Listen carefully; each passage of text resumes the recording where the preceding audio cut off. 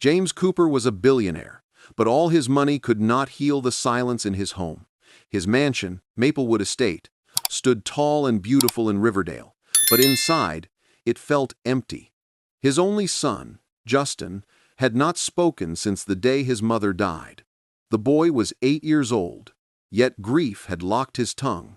Doctors came. Therapists tried. Nothing worked. Every day, at the same time, Justin sat by the wide living room window.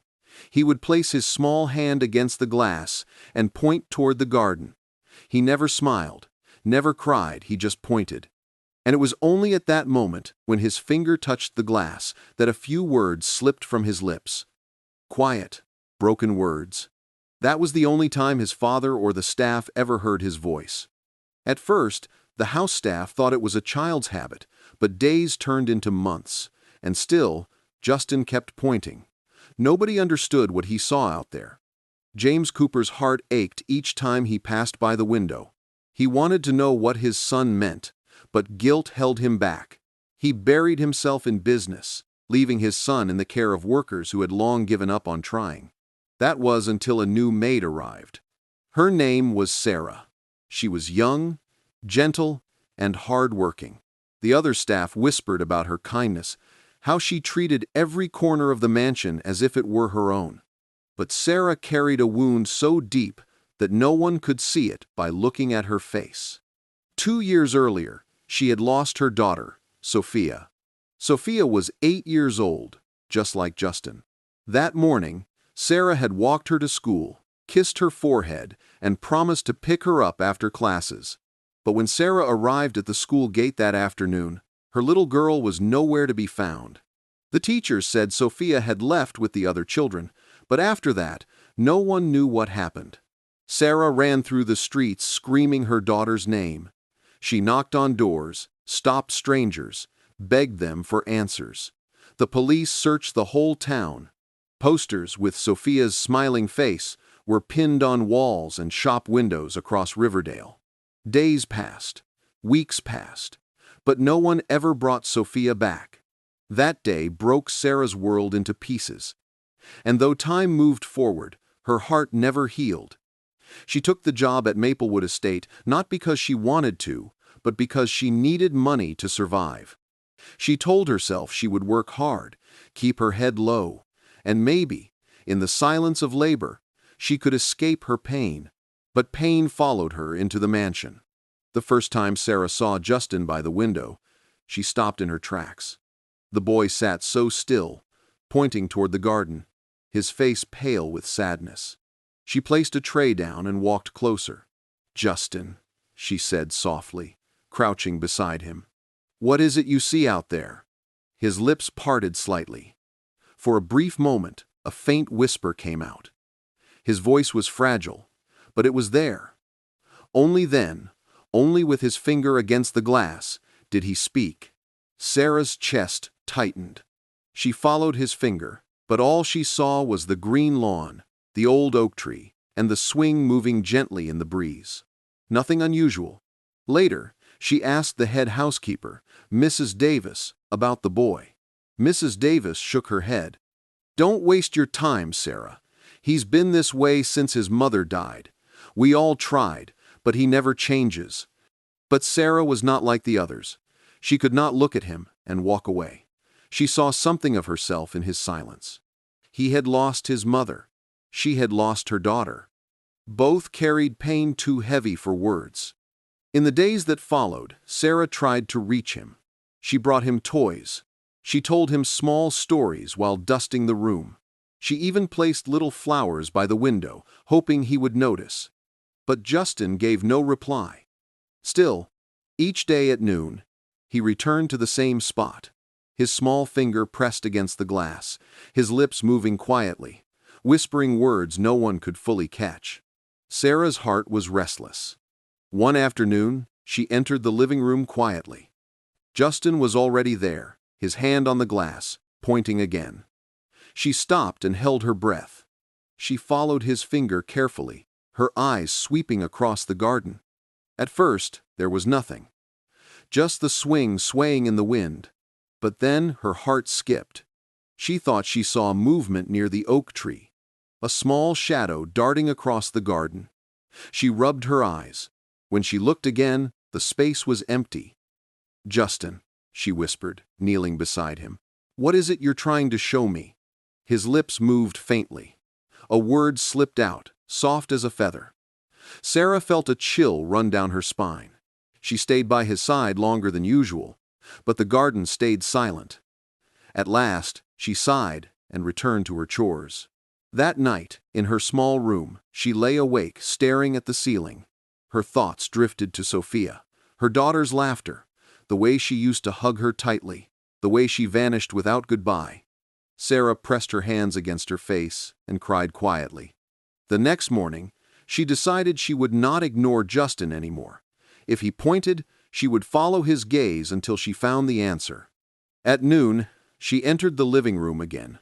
Sunlight poured across the floor. Justin was waiting, his little hand against the glass. His finger rose, steady and sure. Sarah's eyes followed. Her breath caught. There, at the far corner of the garden, just beyond the oak tree, stood a little girl. Her clothes were torn, her hair tangled, her face covered with dust. She looked weak, thin, and lost. But Sarah's knees gave way, her body trembling. Because that little girl looked exactly like Sophia, her missing daughter. Tears blurred her eyes. Her lips shook as she whispered, "Sophia." The room spun. Her legs buckled, and before she could take another step, darkness washed over her. She collapsed to the floor. Justin, still by the window, pointed harder. His lips moved again. For the first time in years, his whisper turned into a clear voice. "She's there," he said softly. His words filled the empty mansion like thunder, and nothing would ever be the same again. When Sarah collapsed in front of the window, the house went into panic. Mrs. Davis ran in first, shouting for help. Mr. Charles and two workers followed quickly. But their shock wasn't only at Sarah lying on the rug, it was at Justin. The boy's small finger pressed firmly on the glass, his lips moving. His voice, quiet and shaky, carried into the room. "She's there." Everyone froze. For years, Justin had refused to talk. Doctors, therapists, teachers, nothing could bring out his voice. Yet, here he was, whispering words, pointing outside. "What did he say?" Mrs. Davis gasped. Mr. Charles swallowed. He said, "She's there."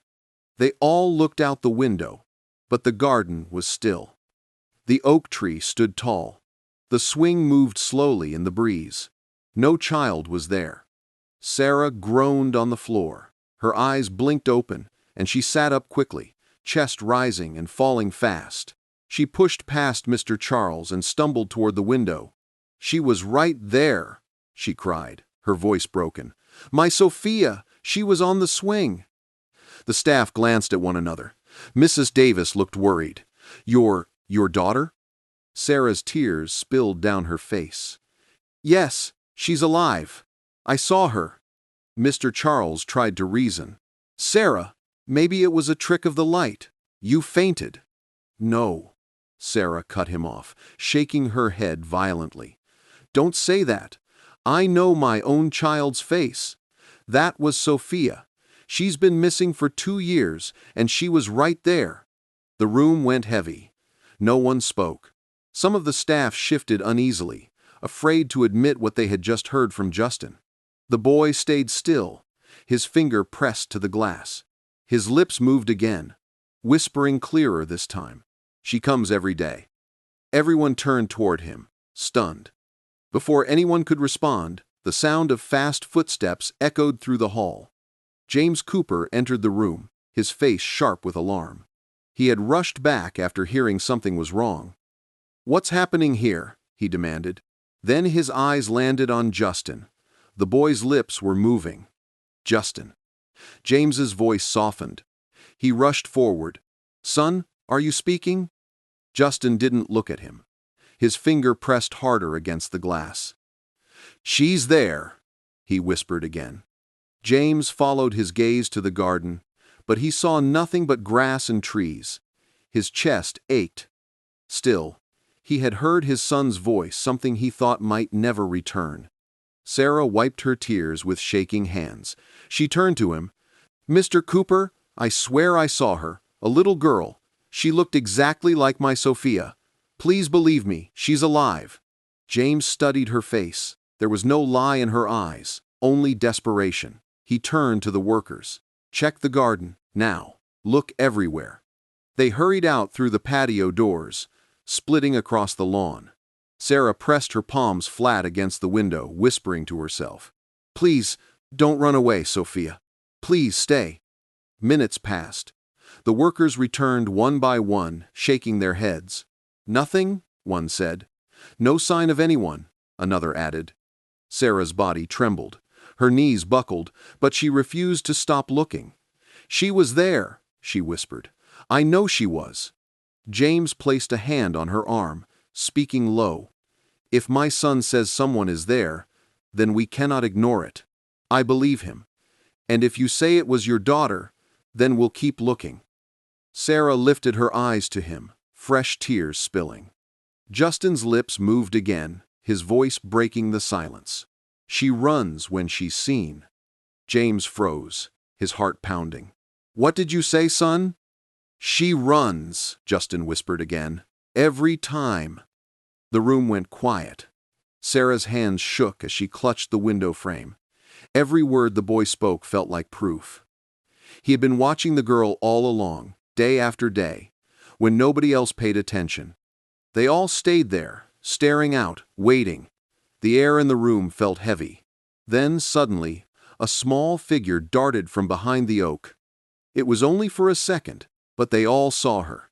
A girl, thin, hair messy, clothes torn, bare feet running across the grass. And then she disappeared into the shadows at the edge of the garden. Sarah's scream cracked the silence. "Sophia!" Her palms slapped against the glass as her tears poured. James's mouth fell open. For the first time, he too had seen the figure. The staff gasped, clinging to one another. The workers outside ran toward the spot, but when they reached it, the child was gone. The swing creaked softly, moving back and forth as though touched only moments ago. Inside, Sarah fell to her knees, sobbing into her hands. "It's her, it's really her," she cried. James stood frozen, his mind spinning. His son had spoken, not once but several times. The maid claimed the girl was her missing daughter, and now he had seen the child with his own eyes. Justin remained steady at the window, his finger pressed to the glass. The house did not sleep that night. Sarah stayed by the window long after the others left, her eyes fixed on the dark garden. Every time the wind moved the branches, she thought she saw her daughter's small figure slip through the shadows. She refused to rest. 2 years of searching, crying, and hoping had led her here. She had seen Sophia with her own eyes. No one could take that away. Justin stayed too. He sat quietly on the rug near the glass, his finger pressed against it. He didn't speak unless he pointed, and even then, only in whispers. But Sarah knew he had seen Sophia long before she ever did. He was the only one who had believed enough to keep pointing. James Cooper paced the room. His chest felt heavy. For years he had thought his son would never speak again, yet today he had heard words, clear, steady words. And they were all about the girl. When morning came, James gathered the staff in the living room. "We are not treating this like a game," he said firmly. "There is a child in that garden. Whether anyone believes it or not, I saw her myself. My son saw her. Sarah saw her. From this day forward, we search until we find her." The workers nodded. Mrs. Davis looked uneasy but agreed. Mr. Charles lowered his head respectfully. Everyone could see James was serious. Sarah pressed her hands together, whispering under her breath, "Please, God, let her come again." Later that afternoon, Justin returned to his place by the window. His body was tense, his eyes sharp, his little finger steady on the glass. Sarah knelt beside him, heart racing. "Do you see her?" she whispered. His lips moved. "She's there." Her chest tightened. She followed his finger. At first, the garden looked empty. Then she saw it. The swing moved, slowly at first, then faster, as if touched by a small hand. And then, from behind the oak, a thin figure appeared. It was Sophia. Her face was pale, her hair tangled, her dress torn. She clutched the swing with both hands, looking around nervously. Sarah cried out, "Sophia!" She ran toward the patio doors. James shouted after her, but she didn't stop. She burst into the garden, tears streaming down her face. The little girl's head snapped up. Her eyes widened in fear. She turned and bolted across the grass. "No, wait!" Sarah screamed, chasing after her. Her legs burned, but she didn't care. She stumbled over the stones and pushed herself up again. "Sophia, it's me! It's your mother!" The girl ran toward the far hedge, small feet pounding the dirt. James followed, calling for the workers to circle around. They moved quickly, spreading across the lawn to block the exits. Sophia reached the hedge and stopped, her back pressed to the wall, her chest heaving. Her big eyes darted around like a cornered bird. Sarah dropped to her knees a few feet away, gasping for air. She raised her trembling hands. "It's me, baby. Don't run. Please don't run." The girl shook her head. "No, no." Her voice was small, frightened, but it was her. James and the staff stopped at a distance, giving Sarah space. Tears blurred Sarah's vision. She inched forward on her knees. "Sophia, it's Mama. I've been looking for you every single day. I never stopped. Please, don't be afraid." The girl's lip trembled. She hugged herself tightly. For a moment, it seemed she might run again. Then Justin's voice cut through the air. "She's there." Everyone turned. The boy stood at the patio doors, his small hand pressed against the glass. His eyes locked on Sophia, his lips moving with the only words he ever trusted. "She comes every day," he whispered. Sophia froze. Her eyes filled with tears. Slowly her head turned toward Sarah. "Mama?" she whispered. Sarah's whole body shook. "Yes, baby, it's me." Sophia's legs gave out and she stumbled forward. Sarah caught her, pulling her into her arms. The mother and daughter clung to each other, crying so hard their bodies trembled. "I thought I lost you forever," Sarah sobbed, kissing her daughter's dirty hair. "I never gave up. I never stopped loving you." Sophia buried her face in her mother's chest, her small arms clutching her tightly. "I was scared," she cried. "I didn't know how to come back." James Cooper stood frozen, watching the scene. His eyes burned with tears he never thought he would shed. He looked at his son, still standing at the glass, and for the first time in years he felt something stronger than grief. He felt hope. Sarah carried Sophia back inside, her arms trembling but unwilling to let go. She placed her on the couch, wrapping her in a blanket. The staff watched in silence, some wiping their eyes. James knelt in front of the girl. His voice was gentle. "You are safe now. No one will ever hurt you again." He turned to Sarah. "From this day, you both have a home here. You will not go through this alone." Sarah's tears fell fresh. "Thank you, Mr. Cooper." Justin finally stepped away from the window. For the first time, he crossed the room and stood in front of Sophia. His eyes studied her face carefully. Then, slowly, he reached out his hand. Sophia looked at him and took it. Justin's lips moved again. His voice was quiet, but everyone heard. He whispered her name, Sophia. The room went silent. The boy who had lost his voice found it again, not for doctors, not for teachers, but for her. Sarah cried harder, pulling both children into her arms. James looked on, his chest swelling with emotions he could not name. The silence that had haunted Maplewood Estate was broken, and for the first time in years, the house was filled with something new: life, voices, and the sound of healing.